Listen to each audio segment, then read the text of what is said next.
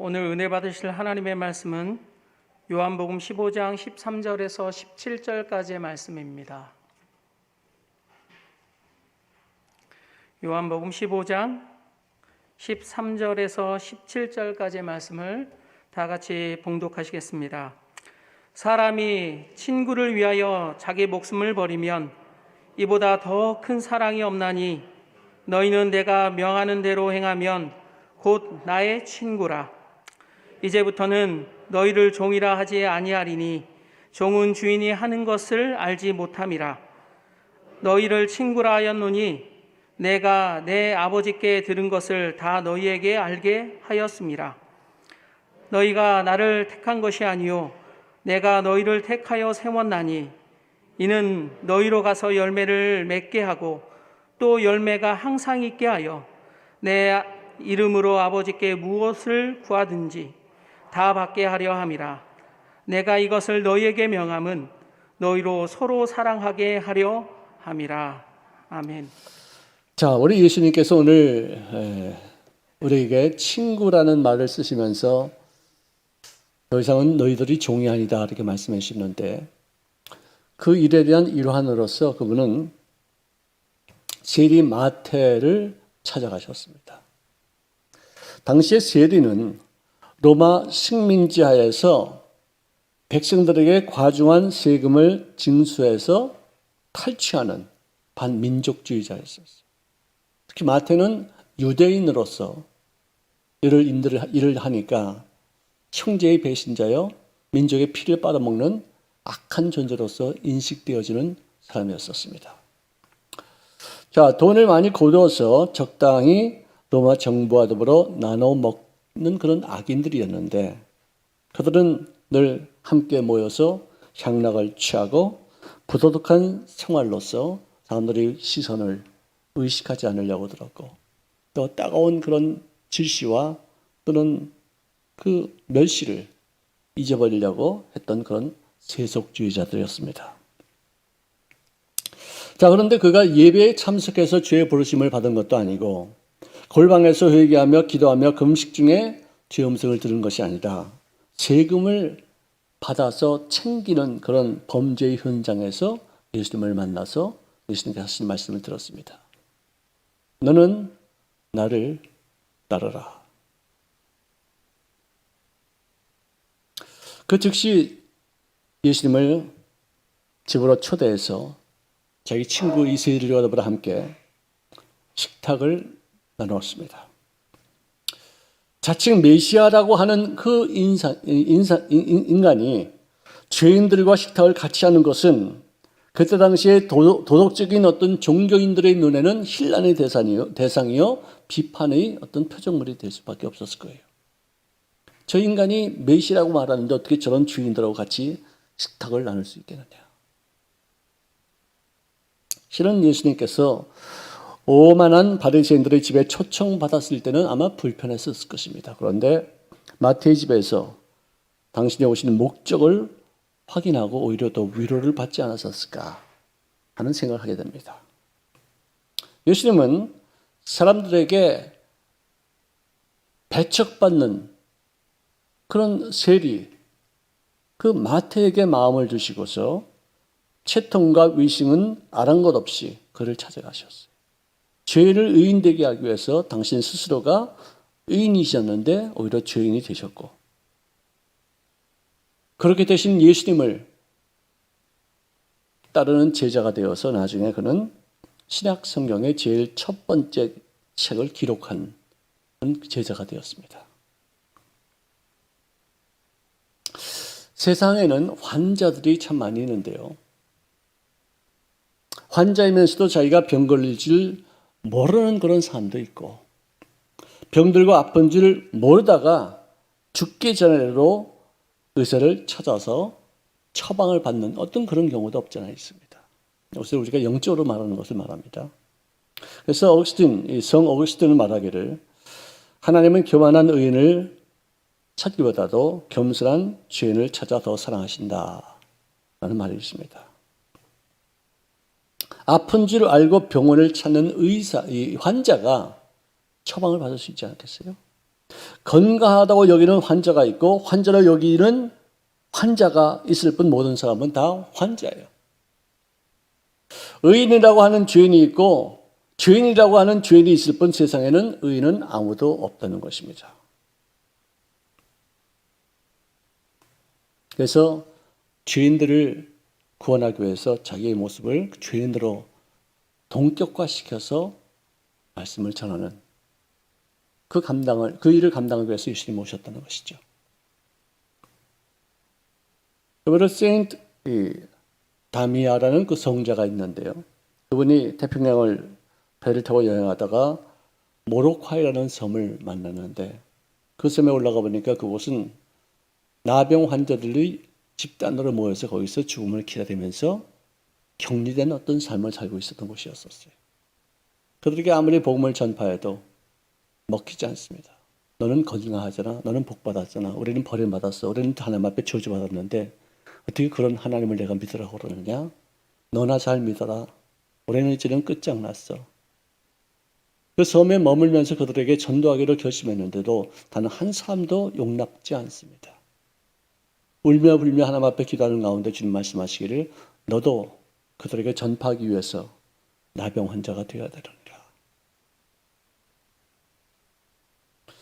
그렇게 해서라도 그들이 영원한 생명을 얻을 수 있다면 저도 나병 환자가 되게 하시옵소서. 그달부터 눈썹이 빠지고 손이 뭉그러지고 피부가 썩어져 가면서 나병 환자가 그대로 됐어요. 몰골이 말이 아닙니다. 그런 상황 속에서도 그는 예수를 믿어야 천국 간다. 예수 믿어야 구원받는다. 이 땅에서 삶이 다 아니다. 나도 너희들과 같이 똑같이 이렇게 버림받았다라고 네가 생각할 수 있을지 몰라도 그래도 나에게는 하나님이 있어. 이 땅에서 삶이 다가 아니야. 구원받아야 돼. 영원한 생명을 얻어야 돼. 이 땅에서도 버림받고 천국 가서도 버림받아서 그게 무슨 의미가 되겠니?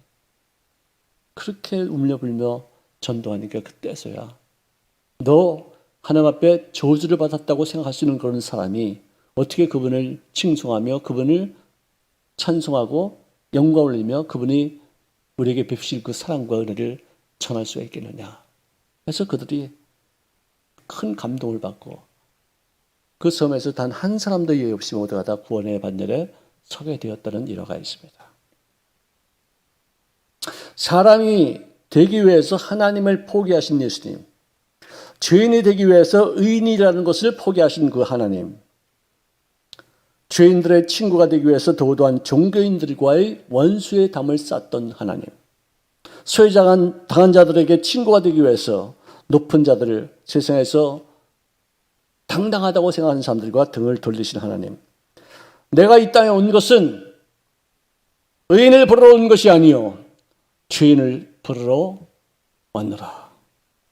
자기 의에 취해서 자기가 죄인인지도 모르고 남의 죄만 손가락질하면서 비판하고 정죄하던 그런 사람들을 위해서 온 것이 아니다. 죄인이라고 인식하고 구원자를 필요로 하는 사람들을 위해서 내가 온 존재다. 이렇게 말씀하셨어요.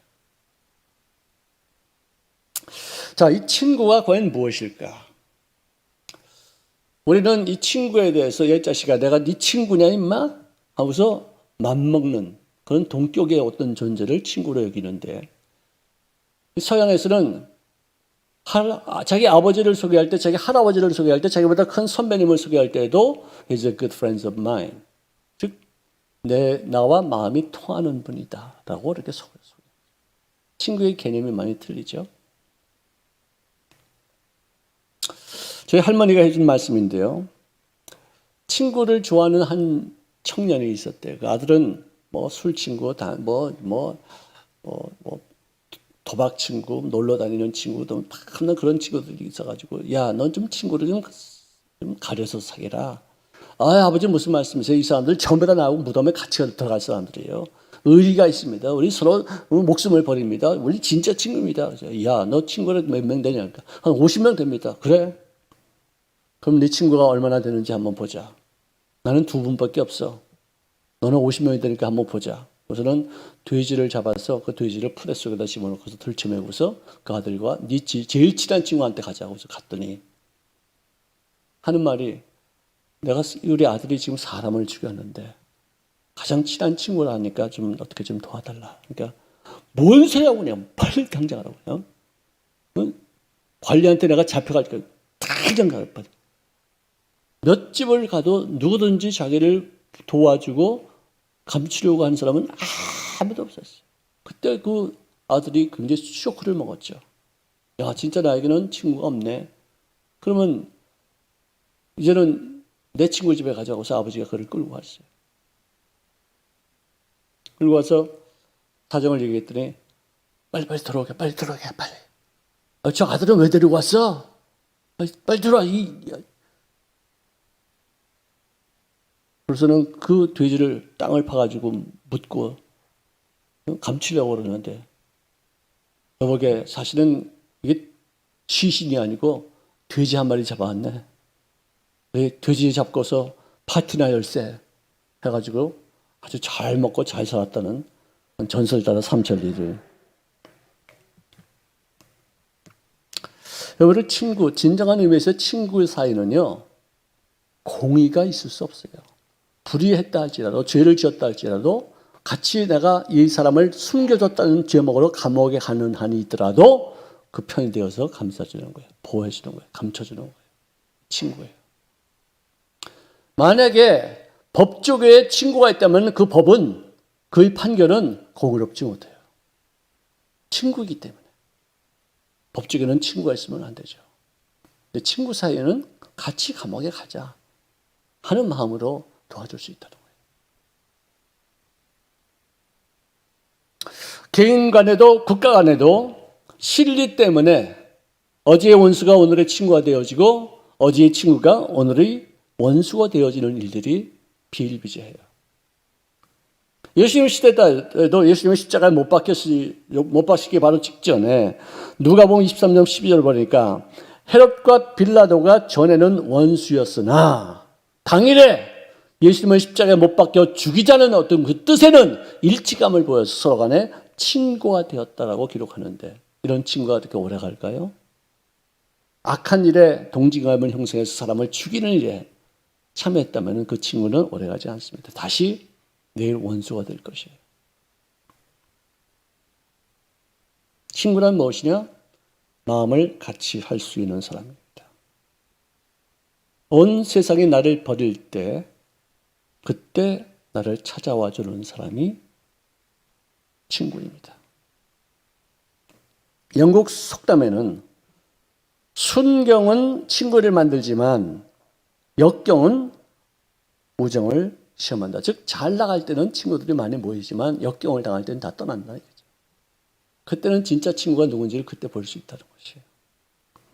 로마의 철학자 키케로는 말하기를 고난을 만나야 진정한 친구를 알아본다. 또 세르반테스의 철학자도 말하기를 그가 어떤 사람인가를 알려면 그의 친구를 보라고 말하죠. 저도 내 친구들 보면서 나의 모습을 알 수 있죠. 우리 친구들은 서로 덮어줘요. 서로 장점, 단점 다 알아서 장점, 단점 갖고 뭐 어떻게 서로 간에 어떤 충돌이 있으면 넘어가. 없어. 그냥 우리 관계가 중요한 거지 이거 상처받을 생각도 하지 말고 그냥 걸어다니고서 딱 넘어가. 이래요. 이거 오래 가요. 왜? 친구니까 서로 장단점을 너무 빠삭하게 아니까 단점도 오케이. 너니까 뭐 어떻게 다 알아. 그래서 넘어가. 이게 친구예요. 단점 갖고 상처받고 단점 갖고 뭐 섭섭해 여기고 뭐 어떻고 저쩌고 나는 어떤데 니는 어쩌고 아니에요. 그냥 넘어가요. 우리가 근데 어떤 역경을 당해 본 적이 없기 때문에 아직도 몰라. 어떨지는 몰라. 여태까지 잘 왔는데.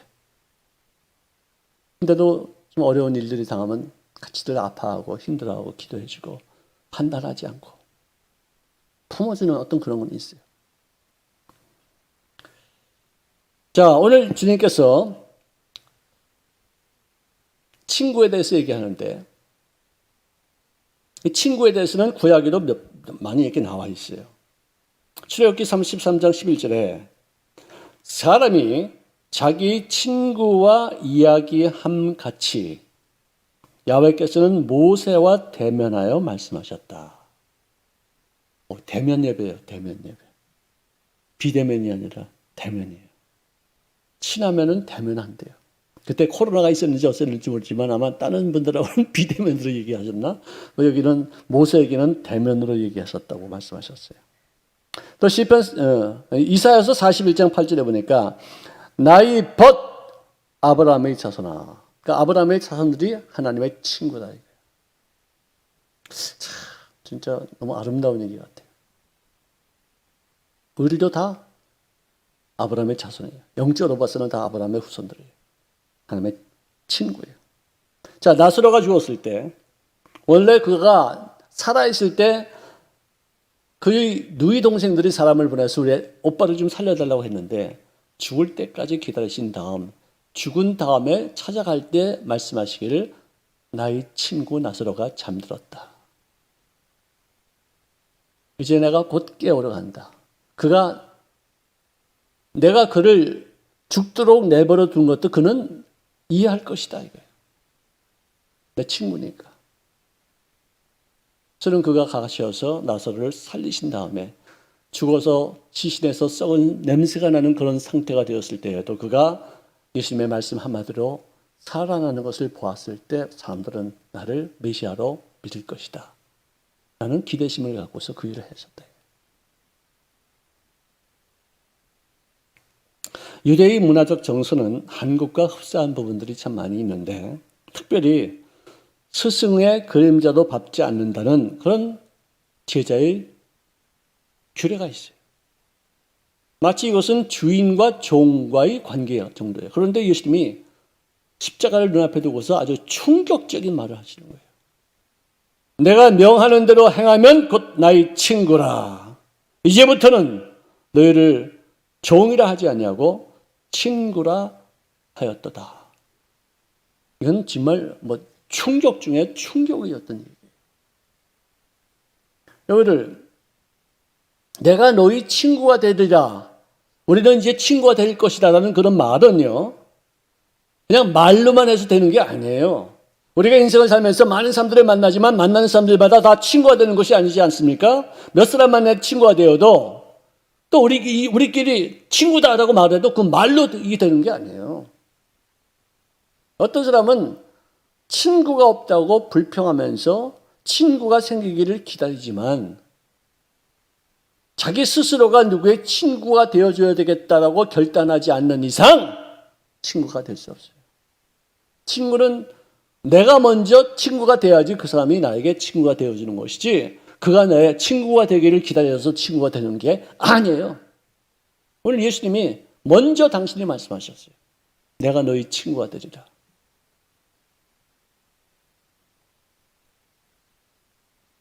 내가 내 아버지께 들은 것을 다 너에게 알게 하였음이니라. 즉 다시 말해서 친구는 무조건 친구가 되는 것이 아니라 내가 가지고 있는 비밀을 나눌 때 이때 친구가 되는 것이죠. 나의 실패, 나의 약점, 나의 부족한 점, 나의 어떤 곤란했던 점, 나의 추잡한 일들까지 서로 공유할 수 있을 때 이게 친구예요. 거기에 대해서 판단하지 않고 있는 그대로 받아줄 수 있는.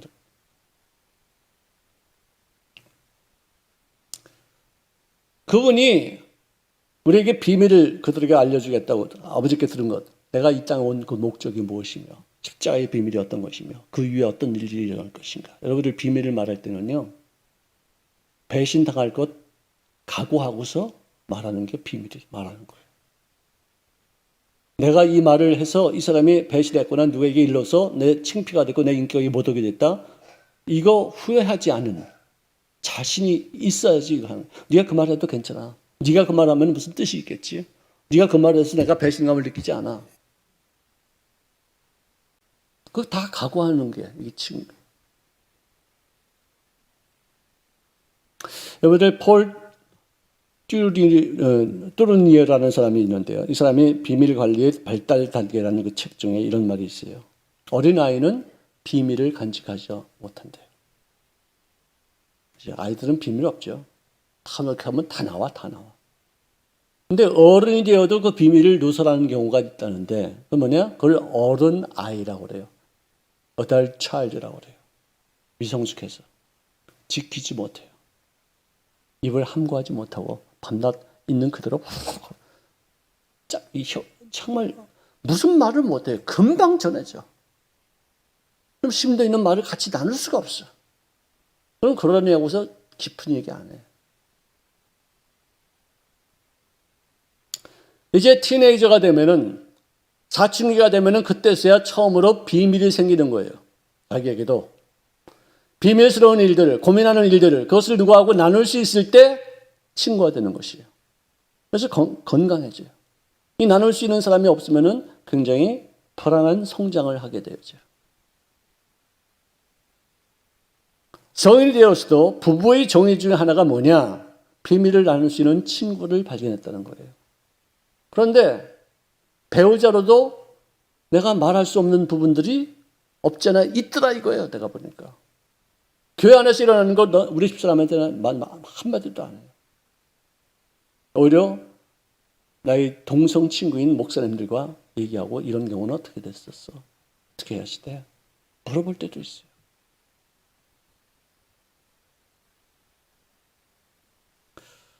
이제부터는 너희를 내 종으로 취급하지 아니하고 내 친구로 취급하겠다.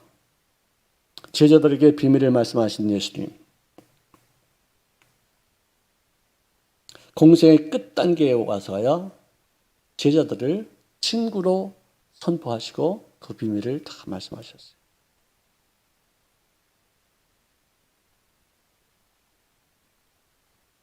상호 신뢰의 순간부터 동일한 가치관과 세계관을 공유하기 때문에 할 수 있는 말이겠죠. 그런데 그 말을 듣고서 배신했죠. 다 아셨어요. 그걸 다 각오하신 거예요. 가룟 유다가 예수님을 은30냥에 팔아버렸어요. 배신당할 걸 각오하고 후회 없이 함께 나눈다 할지라도 인간보다는 하나님께 자기 비밀을 아뢰는 바 되어서 그분과의 신뢰감을 더욱더 돈독해야 될 필요가 있지 않겠는가 하는 그런 말씀이 미가서 7장 5절에 기록되어 있어요. 너희는 이웃을 믿지 말며 친구를 의지하지 말며 내 품에 누운 여인에게라도 내 입의 문을 지킬지어다. 그러니까 하나님을 가장 최우선적인 친구로 삼아라 그 뜻이에요. 그분은 말을 옮기지 않아요. 내 비밀을 절대로 누설하지 않았어요. 나를 판단하지 않았어요. 너 왜 이러니 욕하지 한 번도 안 하셨어요. 있는 그대로 받아주시고 용납하시고 이해해 주시고 용서해 주시고 새로운 기회를 주시고 더 나은 모습으로 발전할 수 있는 길을 여시고. 할렐루야. 나의 약점과 실패와 좌절과 또 이런 것뿐만 아니라 좋은 점과 선행까지도 비밀에 붙이는 것. 이럴 때 진정한 의미에서 친구가 되는 거예요. 마태복음 6장에는 세 가지에 대해서 너가 하나님과만 알고 있는 비밀로 삼아라. 기도할 때 골방에 들어가서 은밀한 척 해라. 골방이 없는데요. 그게 아니라 하나님과 깊은 교제를 버스 안에서도 그렇게 하면 그 골방이에요. 거기가. 어디 길 가다가도 골방에 들어갈 수 있어요. 하나님과 남들에게 보이기 위한 그런 기도하지 말라. 그 음식도 마찬가지고 선행을 할 때에도 나팔 불지 말라. 남들에게 칭찬받는 그것이 너에게 상급이지 응답도 없다. 하나님의 갚으심도 없고 주님이 너에게 주시는 상급도 없다. 어른순이 하는 것을 원순이 모르게 하라. 내 구제함이 은밀하게 행하여 있어서 은밀한 중에 보시는 우리 하나님께서 갚으시는 그런 비밀적인 역사. 왜 사람들이 네가 복 받는지 이유를 모르는 그런 모습으로 살아라. 모든 우정은요 생성되고 생겼다 할지라도 반드시 발전하기 위해서는 시험을 통과해야 돼. 고난을 당할 때 내 곁에서 떠났던 그 친구들은 벌써 내가 미리 알고서 미리 보냈어야 되는데 당하고 나서 후회하고 아파하고 슬퍼하고 하지 마. 이럴 수가 있을까 저럴 수가 있을까 하지 말라. 내 친구 중에서 무명 연극 배우 시절에 어느 친구가 반지를 팔아서 도움을 주었던 사람이 있었어요. 그래서 그가 한 20년, 한 30년 지나고 나서 이제는 정말 사람들에게 인식될 수 있을 만큼의 어떤 배우로 성장했는데 몇 년 전에 그 친구를 찾아서 그때 당시에 반지 그 사람이 주었던 그 가격에 5배 정도의 금을 사서 그에게 돌려주는 놀라운 애가 있었어요. 나 누군지 알아요. 가까운 친구예요.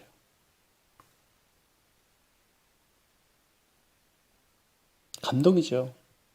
요즘같이 은혜를 잊고도 싹 잊어버리는 사람들이 수도 없이 많은데 오히려 더 배신하는데 등 쳐먹는데 이렇게 기억하고 있다가 갚는 그런 놀라운 일들을 볼 때 감동이죠.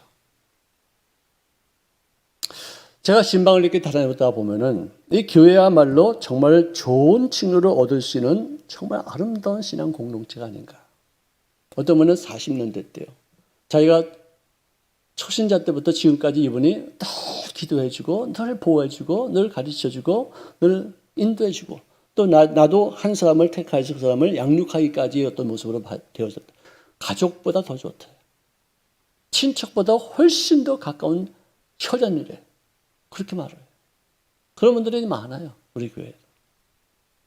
참 아름답죠. 사람이 친구를 위하여 자기 목숨을 버리면 이보다 더 큰 사랑은 없다라고 말씀하시면서 이 말씀을 당신 자신을 두고서 하신 말씀입니다.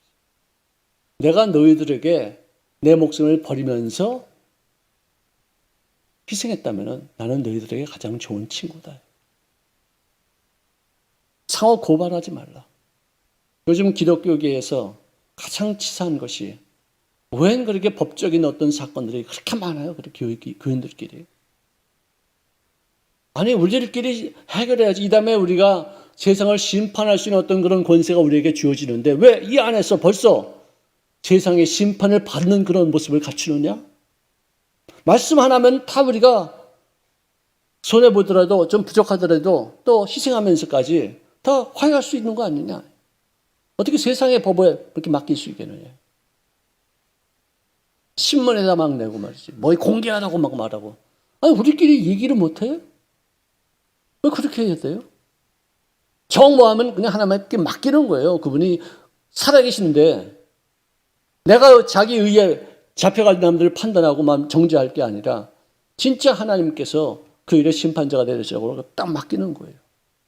너무 그동안에 물고 찢고 싸우는 일들이 교계에 너무 많았기에 세상에서 우리를 존귀 여기지 않아요.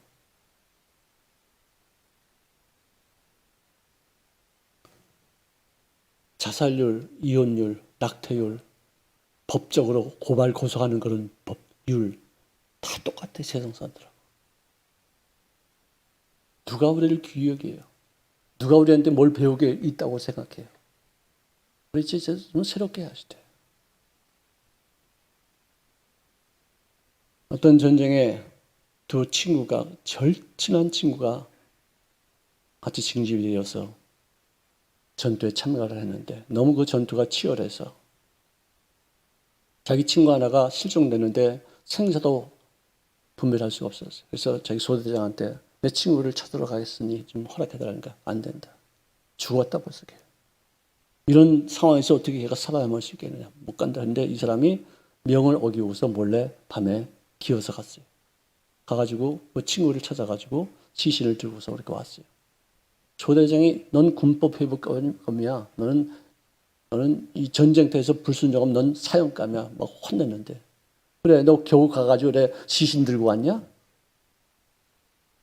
그랬더니 그 하는 말이 소대장님 제가 갔을 때는 제 친구가 살아있었습니다. 저를 보더니 마지막 말이 이 말이었습니다. 그래 네가 올 줄 알았어. 네가 나를 찾아올 줄 알았어. 그래서는 죽었습니다. 그래서 제가 그 시신을 목숨을 걸고라도 내가 얘하고 좀 같이 죽어야 되겠다는 마음으로 가져왔습니다. 정말 아름다운 얘기죠. 함석헌 옹이 지은 시 중에 그 사람을 가졌는가?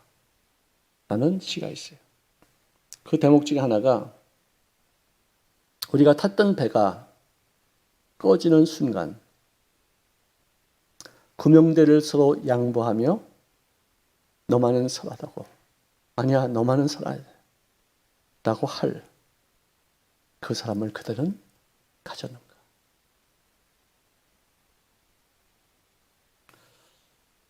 예수님이 바로 우리들에게 그런 친구로서 너는 살아야 돼. 내가 죽을 테니 너는 살아야 돼. 내가 심판받을 테니까 너는 심판을 받지 말아야 돼.